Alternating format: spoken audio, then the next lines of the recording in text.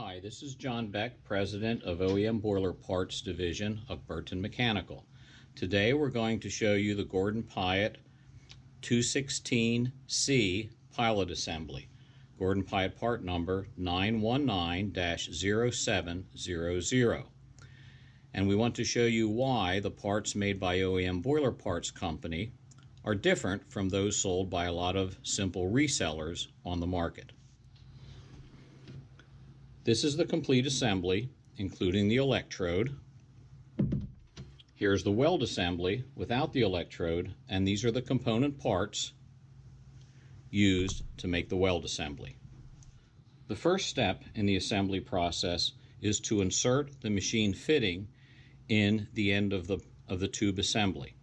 In order to maintain the proper insertion distance, we use a small fixture to locate the machine fitting over which the tube is inserted.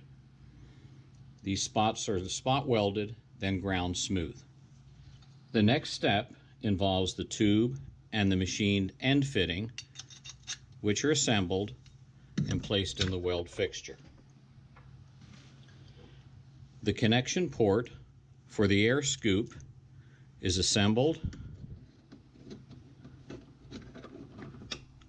located, and held in place by the fixture.